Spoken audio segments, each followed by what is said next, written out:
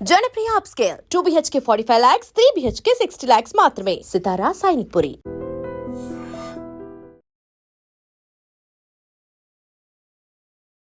Welcome to iDream. నా పేరు లుంబిని. ఈరోజు మనతో పాటు advocate and family counsellor M Aruna garu ఉన్నారు. Let's talk to her. Hello ma'am. Hi. So ఇప్పుడు మనకున్న భారత చట్టం ప్రకారం విడాకులు తీసుకోవాలి అని ఒక కపుల్ వెళ్తే కష్టమా సులభమా, అంటే ఆ ప్రాసెస్ కానీ అండ్ ఆల్సో కోర్ట్స్ ఈ కపుల్స్ని ఏ పాయింట్ ఆఫ్ వ్యూలో చూస్తాయి?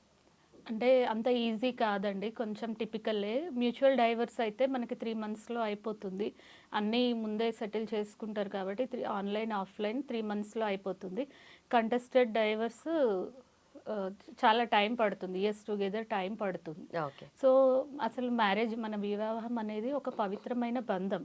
అది ప్రేమ, నమ్మకం, గౌరవంతో కూడిన ఒక పవిత్రమైన బంధం. అదొక లీగల్ డాక్యుమెంట్ కాదు. కానీ ఇప్పుడు రోజుల్లో ఏమైపోయిందంటే ఫారెన్ కల్చర్ ఇన్కల్కేట్ చేసుకొని అందరూ లివింగ్ రిలేషన్షిప్స్ ఎక్కువ అయిపోయినాయి. సో మ్యారేజ్కి, మన ఇండియన్ ట్రెడిషన్కి వాల్యూస్ లేకుండా అయిపోతుంది. 3 monthsకి 6 monthsకి మ్యారేజ్ బిఫోర్ 1 year. కొంతమందికి ప్రాబ్లం ఉంటుంది, కొంతమందికి ప్రాబ్లం లేకపోయినా చిన్న చిన్న సిల్లీ ఇష్యూస్కి మెయిన్గా పేరెంట్స్ కూడా బాగా సపోర్ట్ చేస్తున్నారు. ఉమెన్ ఫైనాన్షియల్ ఇండిపెండెంట్ అవ్వటం వల్ల నీకేంటి, మేమున్నాము, భర్త అవసరం లేదు, నీకు మంచి ప్యాకేజ్ ఉంది, పిల్లల్ని మేము చూసుకుంటాము, ఇలా పేరెంట్స్ కూడా, అందరు పేరెంట్స్ని అనట్లేదు నేను, కొంతవరకు చిన్న చిన్న ఇష్యూస్ని సార్ట్అవుట్ చేసుకుంటే డైవర్స్కి రావాల్సిన అవసరం లేదు. ఇంకొకటి ఏంటంటే జనాల అపోహ ఏంటంటే కోర్టుకు వస్తే ఇంకా డైరెక్ట్ డైవర్సే, విడిపోవటమే, ఆ కపుల్ విడిపోవటమే. అంటే ఇప్పుడు పల్లెటూరులో చూసినట్టయితే పెద్ద మనుషుల్లో పంచాయతీలు అవి జరుగుతూ ఉంటాయి, సెటిల్మెంట్స్ అవి చేస్తారు మ్యారేజ్ ఇష్యూస్లో కూడా.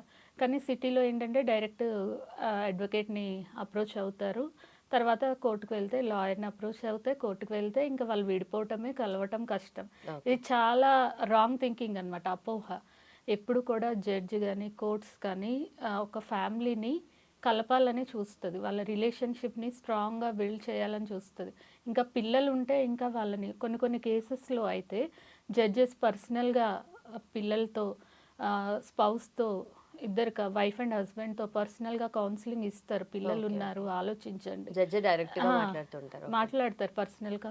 లోపల పర్సనల్ కౌన్సిలింగ్ రూమ్ ఉంటుంది, తీసుకెళ్ళి ఒక 1/2 hour 1 hour సెషన్ తీసుకుంటారు, కౌన్సిలింగ్ సెషన్ తీసుకొని కంపల్సరీ వాళ్ళని కౌన్సిల్ చేస్తారు. కొంతమంది వింటారు, కొంతమంది ఆల్రెడీ వాళ్ళు ఏంటంటే వాళ్ళకి మేబీ చాలా హెరాస్మెంట్కి గురై ఉండొచ్చు, చాలా ప్రాబ్లమ్స్ వాళ్ళు ఇంకా బేర్ చేయ సిచ్యువేషన్లో వాళ్ళు డైవర్స్కి, మేము డైవర్సే తీసుకుంటామని స్టబర్న్గా నిలబడతారు. అలాంటి వాళ్ళకి ఎన్ని మీడియేషన్స్, ఎన్ని కౌన్సిలింగ్స్ అయినా కానీ ఏమీ ఉపయోగం ఉండదన్నమాట. ఇంకొకటి ఏంటంటే వీళ్ళు డైవర్స్ పిటిషన్ అప్లై చేయంగానే, మా దగ్గర ఒక క్లయింట్ వచ్చారు, 4 years నుంచి విడిగా ఉంటున్నారు, ఇద్దరు వైఫ్ అండ్ హస్బెండ్, ఇద్దరు పిల్లలు ఉన్నారు. వాళ్ళ ఇష్యూ అంతా కొంచెం టిపికల్గా వెరైటీగా ఉంది. సో వచ్చిన 3 monthsకి డైవర్స్ పిటిషన్ అప్లై చేశాక వాళ్ళకి ఫస్ట్ కోర్టు మీడియేషన్ సెంటర్కి పంపిస్తుంది. మనకి ఇప్పుడు చూసినట్టయితే రీసెంట్గా మన ట్విన్ సిటీస్లో ప్రతి ఒక్క డిస్టిక్లో కౌన్సిలింగ్ డిస్టిక్ కోర్టులో మీడియేషన్ సెంటర్ ఏర్పాటు చేశారు. సో మీడియేషన్కి అక్కడ మనకి సీనియర్ ఎక్స్పర్ట్స్, మీడియేటర్స్ ఉంటారు, సీనియర్ అడ్వకేట్స్ చాలా బాగా కౌన్సిలింగ్ చేస్తారు. ఒక్కొక్కరికి 10-15 కౌన్సిలింగ్స్ కూడా అవుతాయి. హ్యాపీగా లోక్ అదాలత్స్ జరుగుతాయి మనకి 3 monthsకి ఒకసారి. అందులో కూడా జడ్జెస్ మాట్లాడి విలేజెస్ నుంచి వచ్చిన వాళ్ళకి, పూర్ పీపుల్కి సార్ట్అవుట్ చేసి కలిపి పంపిస్తారు. ఓకే. మీడియేషన్ ద్వారా చాలా మంది ఫ్యామిలీస్ నిలబడతాయి. అది రాంగ్ అపోహ ఉందన్నమాట బయట, డైవర్స్కి వెళ్తే ఇంకా విడిపోవటమే అని. సో కోర్టులో డైవర్స్ అన్నది కొంచెం కష్టమే.